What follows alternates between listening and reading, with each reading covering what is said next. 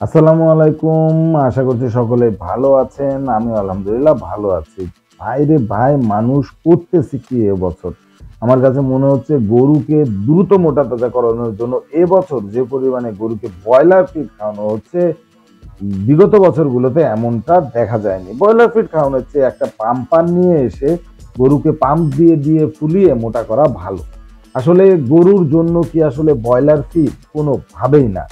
গরুর জন্য broiler feed হতেই পারে না। ব্রয়লার ফিড ব্রয়লারের জন্য। মানুষ আসলে লোভে পড়ে দ্রুত মোটা-তাজাকরণের জন্য আসলে গরুকে ব্রয়লার ফিড খাওয়াচ্ছে। কিন্তু এই ব্রয়লার ফিড খাইয়ে সে নিজের ক্ষতি করছে। কি ক্ষতি করছে এবং ব্রয়লার ফিড খাওয়ানো কেন ক্ষতিকর সে বিষয় নিয়ে আজকের ভিডিওতে আলোচনা করব। তাই ভিডিওটা না টেনে শেষ পর্যন্ত দেখতে থাকুন।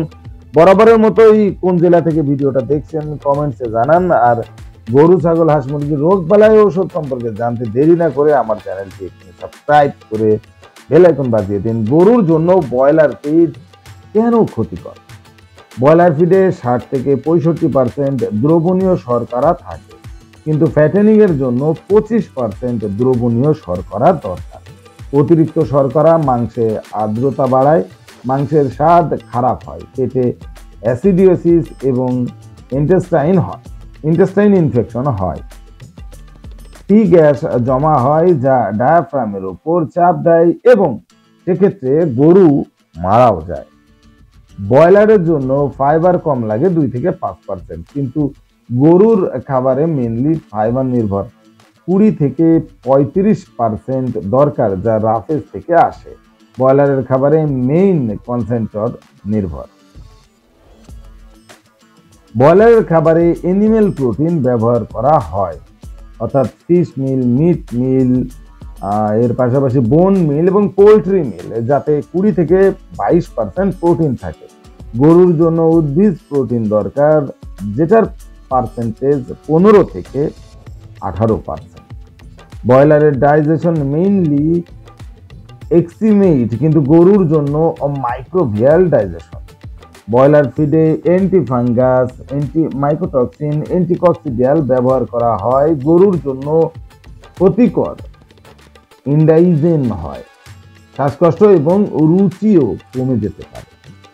ব্রয়লারের খাবারে তেল ব্যবহার হয়, ফ্যাট দরকার, কিন্তু গরুর জন্য তেল দরকার নাই এবং এত ফ্যাট দরকার নাই। এতে গরুতে অতিরিক্ত ফ্যাট জমা হয়, যা স্বাস্থ্যের জন্য ক্ষতিকর। 1 কেজি ব্রয়লার ফিডে 75 থেকে 80 টাকা, কাজেই এটার খরচ কিন্তু অনেক বেশি হয়।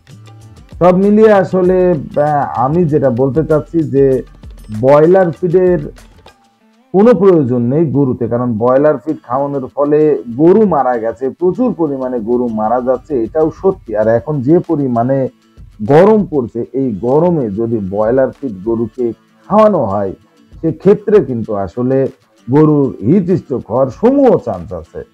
আসলে গরুর ফিড, আসলে ব্রয়লার ফিড গরুতে খাওয়ানোর পক্ষে আসলে কোনো যুক্তি নাই। অনেক গরু মারা যায়, কেন রিস্ক নিতে যাবেন? তাছাড়াও ভোক্তার জন্য ভালো না, এটা অন্যের ক্ষতি কেন করবেন? তাই আমার রিকোয়েস্ট, আপনারা ভাই গরুকে ব্রয়লার খাবার কখনো দিবেন না, ভুলেও দিবেন না।